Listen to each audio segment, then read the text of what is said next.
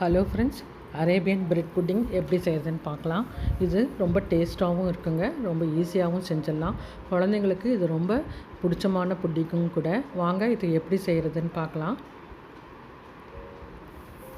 இதுக்கு நான் அரை லிட்டர் பால் எடுத்துக்கலாம். அரை லிட்டர் பாலில் ஒரு அரை கப்பு மட்டும் தனியாக எடுத்து வச்சுக்கோங்க. அந்த மிச்ச பாலை நல்லா காய்ச்சிக்கோங்க. இதுக்கு 2 டேபிள் ஸ்பூனு கஸ்டர்ட் ஃப்ளவரை ஆட் பண்ணிக்கலாம்.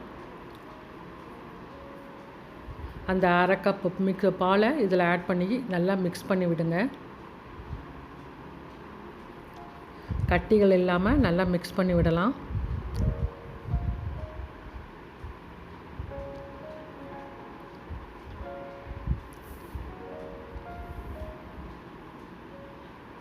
பால் நல்லா காஞ்ச பிறகு இந்த சிம்மில் வச்சுட்டு இந்த கஸ்டர்ட் பவுடரை, பாலில் கலந்த இந்த கஸ்டர்ட் பவுடரை கொஞ்சம் கொஞ்சமாக ஆட் பண்ணி மிக்ஸ் பண்ணி விடுங்க.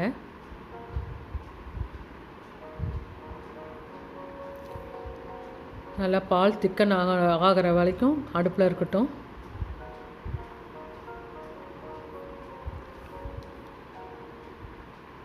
பால் நல்லா திக்காகிடுச்சு.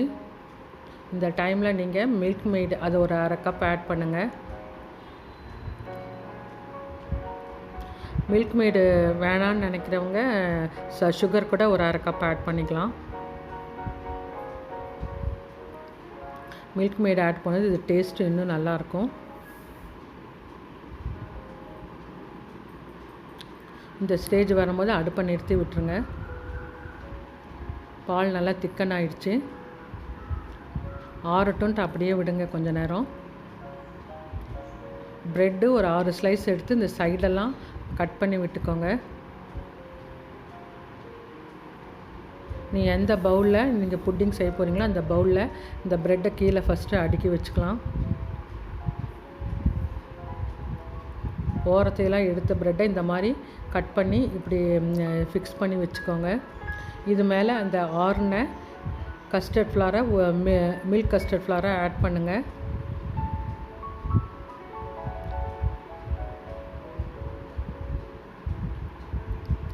திருப்பி இன்னொரு லேயர் ப்ரெட்டை இதே மாதிரி அடுக்கி வைங்க. இதுக்கு இந்த ஃப்ரெஷ் க்ரீமு ஒரு அரை கப்பை எடுத்து ஒரு பவுலில் ஆட் பண்ணி அதில் மிச்சம் இருக்கிற நல்லா மிக்ஸ் பண்ணிவிட்டு அதில் மிச்சம் இருக்கிற மில்க் மெய்டை இதில் ஆட் பண்ணுங்கள்.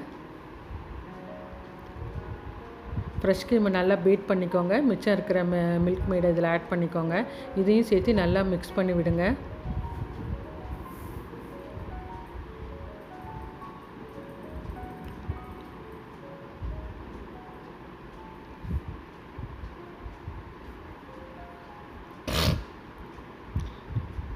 இன்னொரு லேயர் இதே மாதிரி ப்ரெட்டை மேலே வைங்க.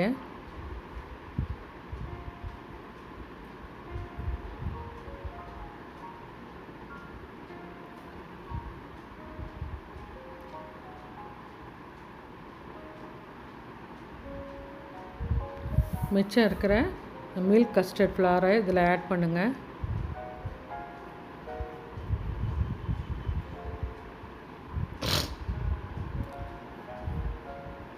மிச்சம் இருக்கிற எல்லாத்தையும் இதில் ஆட் பண்ணிக்கோங்க. இது மேலே நீங்கள் fresh cream, milk made add பண்ண ஃப்ரெஷ் க்ரீமை இது மேலே ஆட் பண்ணிக்கலாம்.